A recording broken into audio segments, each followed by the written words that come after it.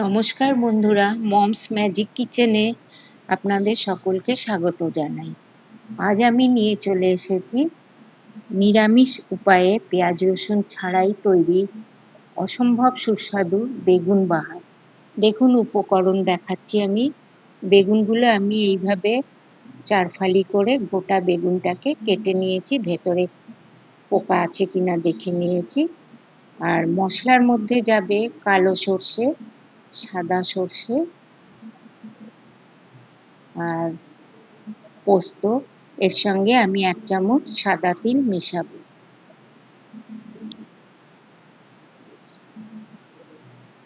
এই মশলাটা আগে রেডি করে নেব, তারপর আমি রান্নাতে যাব। এবার আমি মিক্সির জারে মশলাগুলো দিয়ে এর সঙ্গে কাঁচা লঙ্কা মেশাবো, দিয়ে জল দিয়ে একটা স্মুথ পেস্ট বানিয়ে দেখাচ্ছি। পরবর্তী স্টেপ পরে দেখাচ্ছি। এই যে মিক্সির জারে আমি কালো সর্ষে, সাদা সর্ষে, পোস্ত আর 1 চামচ তিল দিয়ে রাখা আছে। এর সঙ্গে কাঁচা লঙ্কাটা মেশাবো, মিশিয়ে আমি একটা স্মুথ পেস্ট বানাবো। দেখে নিলেন মশলাটা কিভাবে রেডি করতে হবে। এবার আমি কড়াইতে তেল বসিয়ে দিয়েছি গরম হবার জন্য। তেলটা একটু গরম হয়ে গেলে আমি বেগুনগুলো ভেজে নেব। প্রথমে বেগুনগুলোতে আমি নুন হলুদ কিছুই মাখাবো না, হলুদ দিলেই তেলটা কালো হয়ে যাবে, ওই কারণে আমি পরবর্তীতে তেল হলুদ অ্যাড করব। বেগুনগুলো খুব ভালো করে জল ঝরিয়ে আমি রেখে দিয়েছি। তেলটা গরম হলে ভালো করে আমি বেগুনগুলো আর এখানে সব বেগুন তো একসাথে দেওয়াও যাবে না, একটা একটা করে বেগুন আমার ভেজে নিতে হবে।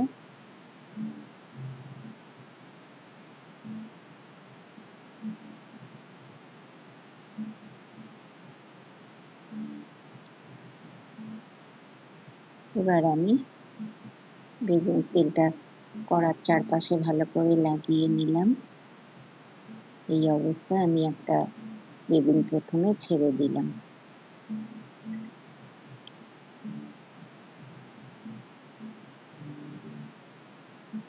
বেগুনগুলো খুব ভালো করে ভেজে নিতে হবে। এটা আমি কন্টিনিউ করব না, এটা সবাই জানেন আপনারা। বেগুনগুলো উল্টে পাল্টে আমি ভেজে নেব।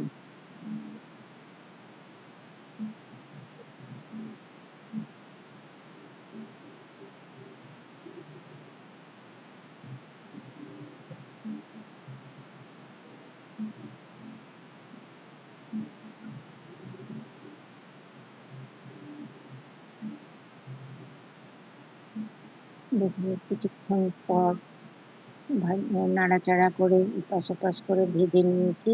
বেগুনটা ভালোভাবে ভাজা হয়ে গেছে। এখন আমি বেগুনটাকে তুলে নিয়ে পরে বেগুনটা দিয়ে দেবো।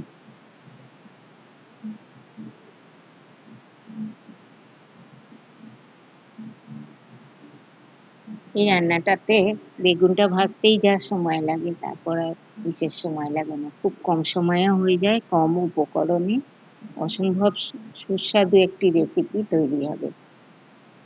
যারা নিরামিষ দিনে ভাবনা চিন্তা করেন যে আজকে কি দিয়ে খাওয়া হবে, নিরামিষ অনেকে পছন্দ করেন না, তো তারা এইভাবে বেগুন বাহারটা করে বাড়িতে দেখবেন, আপনাদেরও খুব পছন্দের জিনিস হবে একটা। তো আমি দ্বিতীয় বেগুনটাও এইভাবে ভেজে তুললাম, তুলে নিচ্ছি এবারে।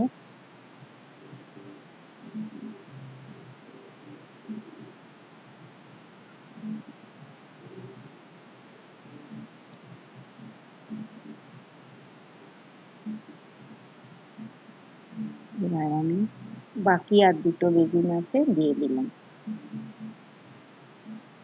এগুলো ভাজা হয়ে গেলে দেখাচ্ছি আপনাদের।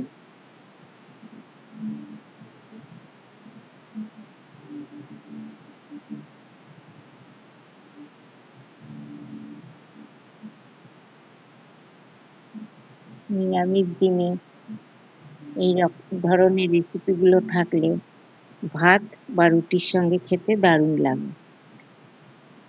একদম সহজ ও সুস্বাদু নিরামিষ বেগুন বাহার পেঁয়াজ রসুন ছাড়াই বাঙালি স্টাইলে এই রেসিপিটি ভাত বা রুটির সঙ্গে খেতে অসম্ভব সুন্দর লাগে। খুব কম উপকরণে কিভাবে পারফেক্ট স্বাদ পাওয়া যাবে সেটা এই ভিডিওতে আমি ধাপে ধাপে দেখিয়েছি।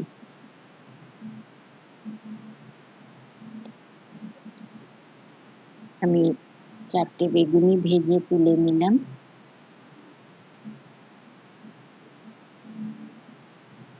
দেখালাম ভেজে তুলে নিয়েছি।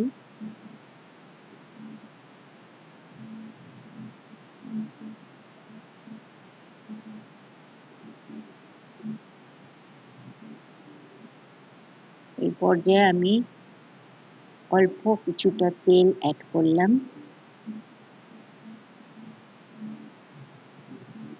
এবার আমি এতে ফোড়ন দিয়ে দেবো। 5 ফোড়ন 1 চামচ দিয়ে দিলাম। ফোড়নটা একটু ভাজা ভাজা হয়ে এলে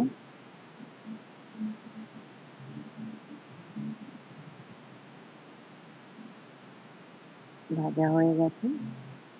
এখন আমি মিক্সিতে যে পেস্টটা করে রেখেছিলাম মশলা, সেটা দেখাচ্ছি। এটা ঘন একটা পেস্ট তৈরি হয়েছে। এতে একটু জল মিশিয়ে তারপর আমি কড়াইতে দেবো।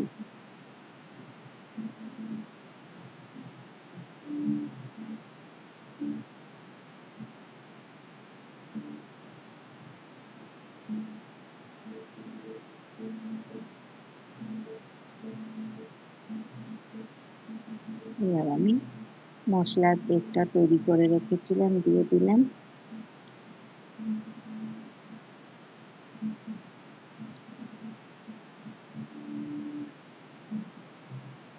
দেওয়া হয়ে গেলে আমি একটু এই অবস্থায় নাড়াচাড়া করে নেব।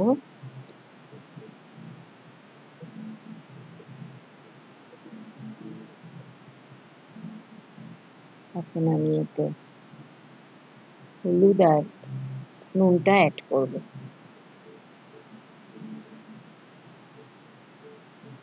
আমি যেহেতু বেগুন ভাজার সময় কোনো রকম হলুদ বা নুন দিইনি, সেই বেগুনের আন্দাজ মতো আমাকে এখন নুনটা এখানে দিতে হবে। আমি আন্দাজ করে সেই মতো নুন এবং হলুদ দিয়ে দিলাম। দিয়ে আবার একটু নাড়াচাড়া করে নেব।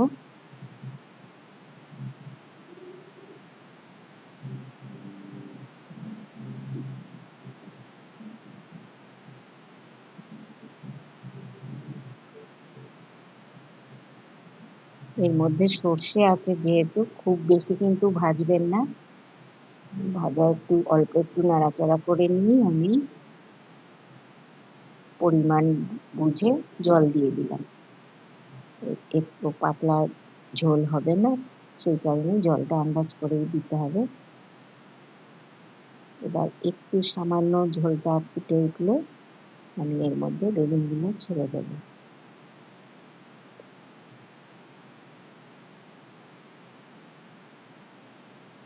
ঝোলটা ফুটে উঠেছে, এক এক করে আমি বেগুনগুলো এর মধ্যে ছেড়ে দিচ্ছি।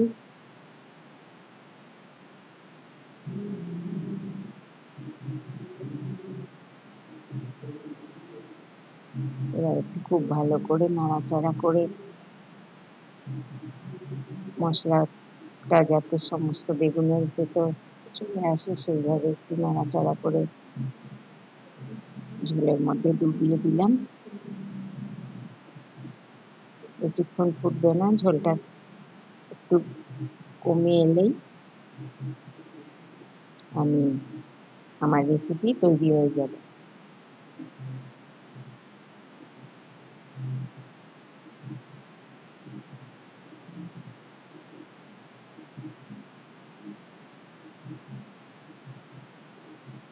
দেখতে পাচ্ছেন কি সুন্দর লাগছে। শুধু দেখতে সুন্দর না, খেতেও অসম্ভব সুন্দর। এক থালা ভাত খাওয়া হয়ে যাবে এই রেসিপি দিয়ে। যারা যারা এখনো খাননি এই রেসিপিটা, তারা অবশ্যই একবার চেষ্টা করবেন বাড়িতে।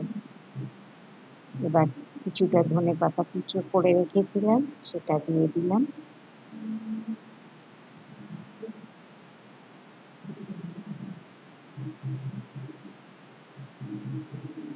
ধনেপাতাটা একটু উপর নিচ করে মাখিয়ে দেবো পুরো রেসিপিটার মধ্যে, যাতে ধনেপাতার সুগন্ধটা চলে আসে।